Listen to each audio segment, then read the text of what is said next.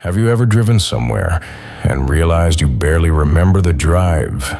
You stopped at the traffic lights, you followed the road, you arrived safely, but somehow it felt as if somebody else had been driving. The soul whispers.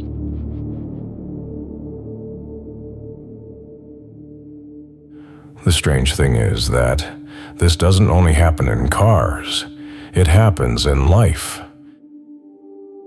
Have you ever finished an entire day and struggled to remember a single moment that actually felt meaningful? Have you ever opened your phone to answer one message and found yourself scrolling 20 minutes later without knowing why? Have you ever sat down to rest only to discover that you no longer know how? Most people think autopilot is just distraction, but it is something deeper. It is the gradual process of becoming absent from your own life. Not because you don't care, not because you are lazy, because modern life moves so quickly that attention is constantly being pulled somewhere else. Messages, deadlines, notifications, responsibilities, expectations, other people's opinions, other people's problems, other people's lives. And after enough years, something strange begins to happen. You become very good at functioning. You answer emails, you pay bills, you solve problems. You show up where you're supposed to show up. From the outside, everything looks fine, maybe even successful. But internally, life begins feeling distant, as if you're watching it through a window instead of living it directly. And because nothing dramatic happens, you don't notice it immediately. There is no alarm, no catastrophe, no sudden collapse, only a quiet feeling that something important has been missing for a long time. Many people have become experts at surviving.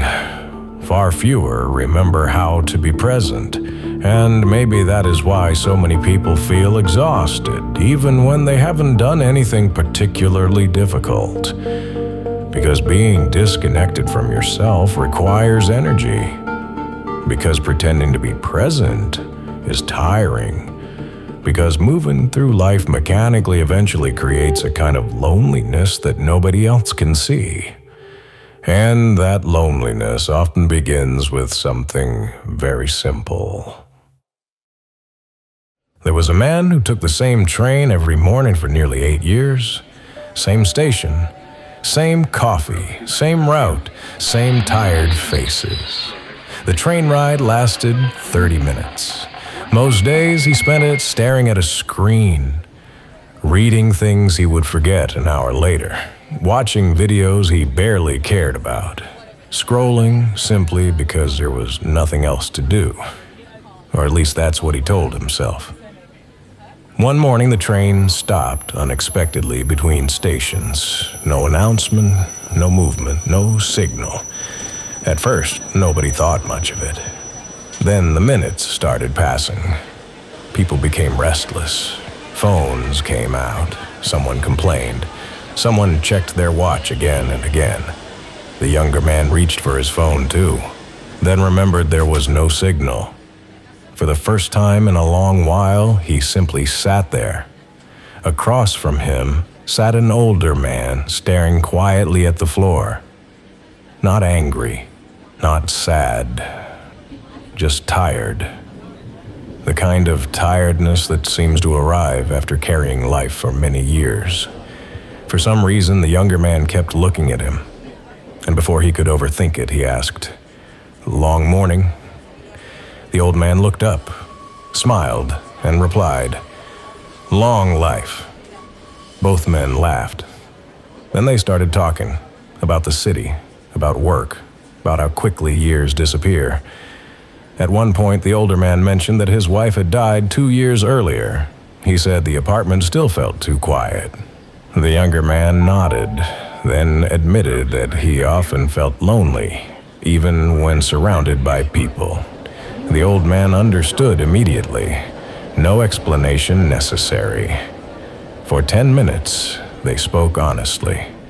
Not because they knew each other, because neither of them was performing. And when the train finally began moving again, the old man stood up and placed a hand gently on the younger man's shoulder. "Thank you for talking to me." That sentence stayed with him all day, because he realized something uncomfortable. He had spent years surrounded by people without really seeing them. The cashier, the neighbor, the colleague who always looked exhausted. Thousands of people had passed through his life, yet very few had truly entered it. That evening, he sat quietly by the window, and for the first time in months, he felt something he had been avoiding. Not happiness, not sadness, presence, and it changed more than he expected. The strange thing about modern exhaustion is that many people are not physically tired. They are mentally crowded.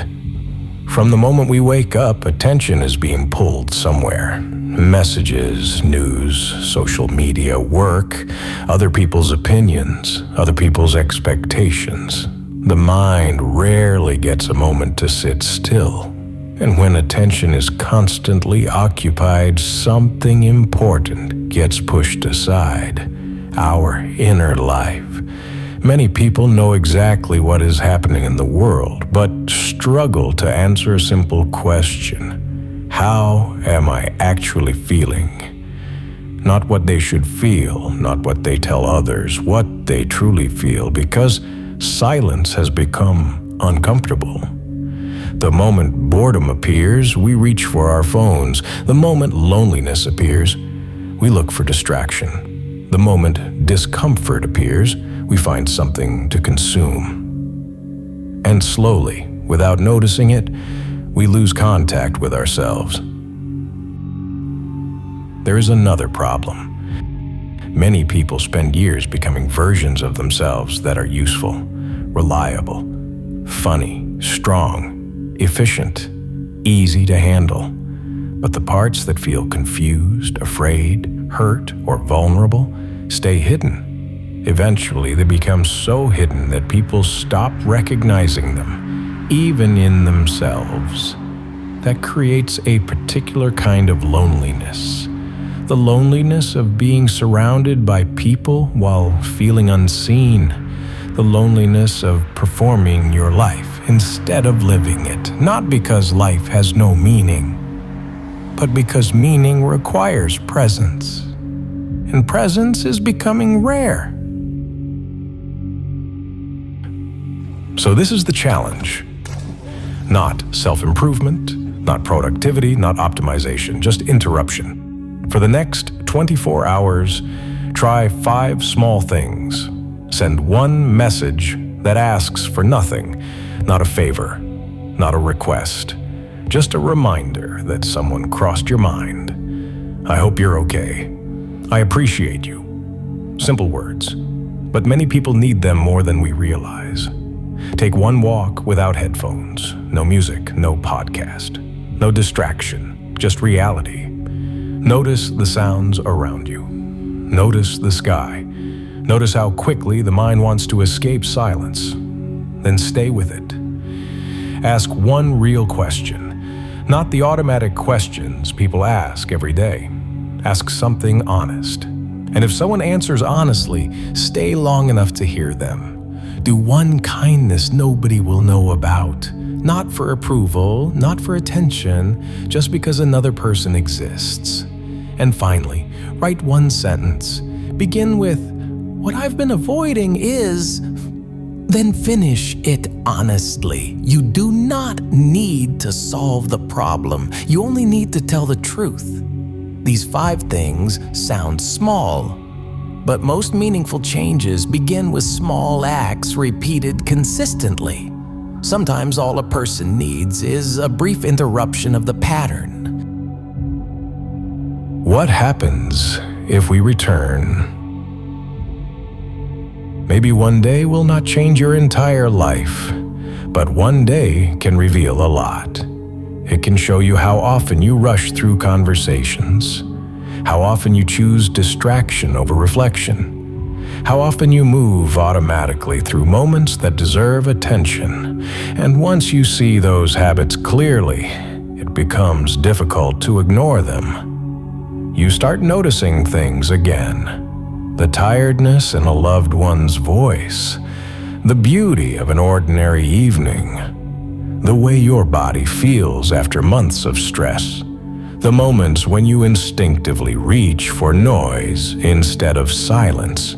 You begin noticing life, and maybe that is where healing starts.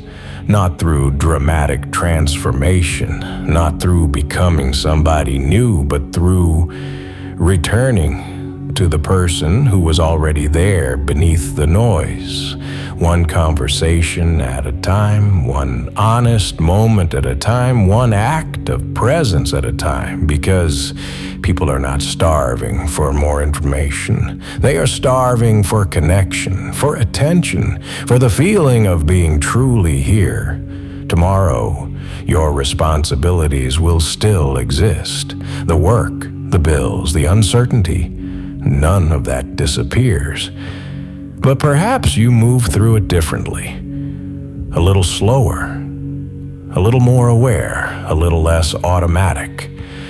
Because you were never meant to spend your entire life functioning. You were meant to notice, to connect, to create, to care.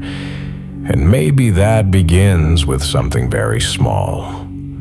One message, one walk, one honest question, one hidden act of kindness, one truthful sentence. Nothing dramatic, nothing perfect, just human.